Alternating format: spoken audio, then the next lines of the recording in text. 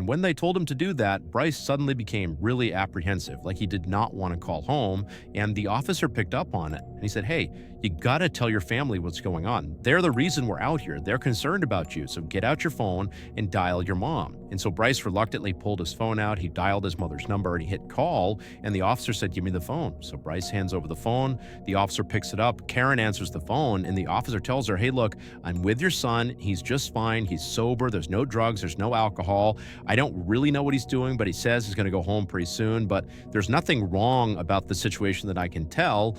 You need to talk to your son and figure out what's going on. And so he hands the phone over to Bryce. Bryce picks it up, and Karen says to him, what's going on? Why are you still in Buttonwillow? It's been like 9 hours. And Bryce really didn't give her an answer to any of her questions. He just kind of deflected all of them and said he'd be home soon and don't worry about it. I'm just sitting here. There's nothing to worry about. And so finally, Karen just stopped trying to pull information out of her son. She could tell that, again, he was not going to tell her what's going on. And so she changed her tactic and she told her son very gently, Bryce, please just go get a bite to eat, get a cup of coffee, kind of get yourself together here, and then please just drive home. It's only a few hours away.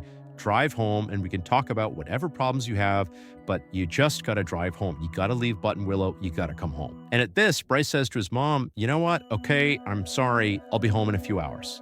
And so they hang up, and the officer, who was kind of eavesdropping intentionally on this conversation to make sure everything was fine, the officer was satisfied that everything was fine, that Bryce was sober, that he would head home. And so he says, okay, Bryce, best of luck, head home to your parents. And the officer left. An hour later, Karen received a call from Christian, the car repairman who had checked on Bryce earlier. And he was actually returning one of Karen's calls. She'd called him sometime and he didn't get back to her. And so he was calling back and he wanted to know, had Bryce made it home safely? Because now it's been several hours from when he saw him last.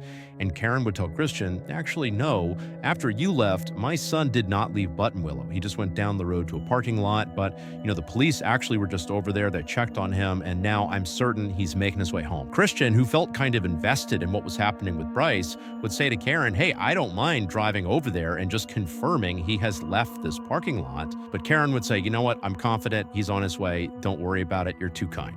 So they hang up, and afterwards, Christian, even though he didn't have to, he decides, I'm going to go over there and make sure Bryce really has left, because obviously something strange is going on here, and, if there is some problem, maybe I can assist. And so he drives over to this hotel parking lot, and he really was not expecting to see Bryce there.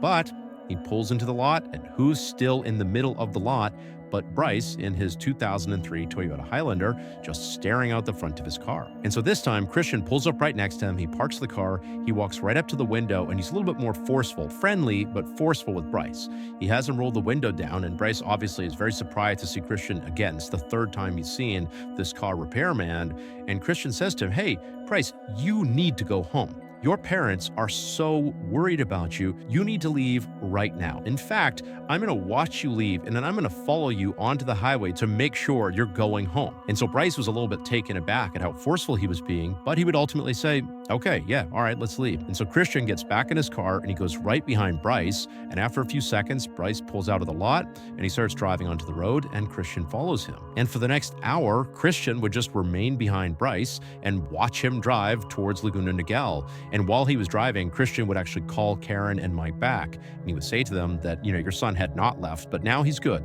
He's on the highway. I'm right behind him. He'll be home soon. And so when Christian and Bryce made it to the last leg on the way to Laguna Niguel, Christian was confident that Bryce was fine and he would get home under his own steam. He wasn't driving erratically. Everything seemed normal. And so Christian pulled up alongside Bryce. He kind of waved to him to say, I'm leaving. And then he turned around and he headed back to Buttonwillow. Shortly after this, Karen called Bryce. Bryce picked up the phone. He's still driving. And Karen tells him, okay, you're going to give me landmarks of the things you're seeing as you're driving so that I know you're actually driving home. But Bryce refused to give them to her. He would say, oh, I can't see anything out my window. It's too dark and I don't know where anything is. And so despite Karen and Mike getting so frustrated with him, saying, come on, tell us something, give us a sign, a road sign, anything, tell us anything around you, Bryce didn't give them any information. And so finally, at about 2 a.m., when Bryce really should have been in Laguna Niguel or very close,